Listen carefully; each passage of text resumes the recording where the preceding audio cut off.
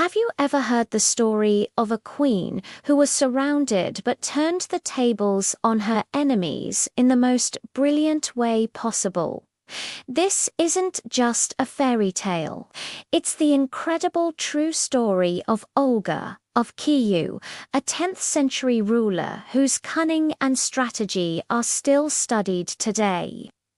After her husband Igor of Kyiv was brutally murdered by a tribe called the Drevlians, they didn't stop there. They sent their best men to Olga with a proposal: marry their prince and bring her lands under their control. They thought they had her cornered, a lone widow with no power, but they had no idea who they were dealing with. Olga greeted the Drevlian envoys with a seemingly warm welcome. She told them she was honored by their proposal, but said they deserved a grander entrance. "Go back to your boat," she instructed, "and tomorrow my people will carry you in it to my court." The Drevlians were flattered. They spent the night dreaming of their victory. The next day, as promised, the people of Kyiv carried them in their boats through the city, but they weren't carried to the palace. They were carried straight to a massive trench that Olga had ordered dug the night before. The boat and all 20 envoys inside were thrown in and buried alive. While they were being covered with earth, Olga leaned over the edge and asked if they found the honor to their taste, but she wasn't done. Before news of this could reach the Drevlians, Olga sent a message to their prince. She said she accepted his proposal but needed their most distinguished men to accompany her back to their capital so her own people would let her go. The Drevlians, still clueless, were overjoyed and sent their best governors and chieftains. When they arrived, Olga invited the weary travelers to refresh themselves in her bathhouse. As soon as they were inside, she barred the doors and set the entire building on fire.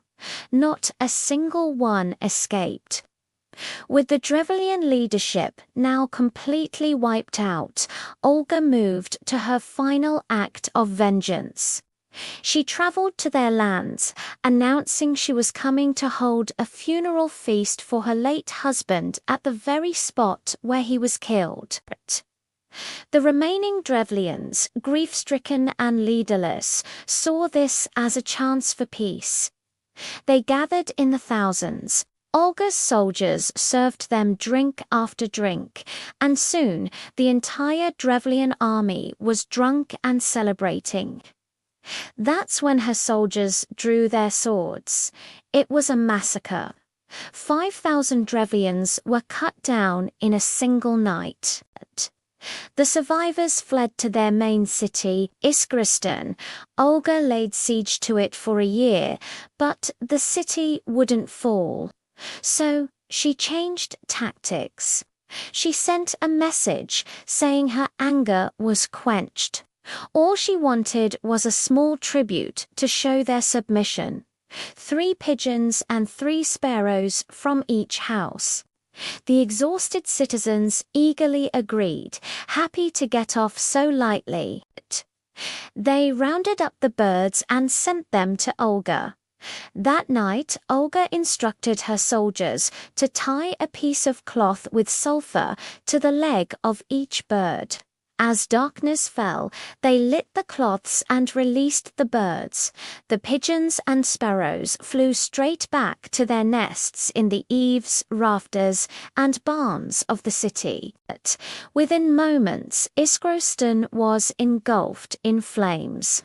As people fled the burning city, Olga's army was waiting. They captured everyone. Olga didn't just avenge her husband. She completely dismantled her enemy's ability to fight back. They tried to surround her, but she surrounded their options, their leadership, and finally, their very homes.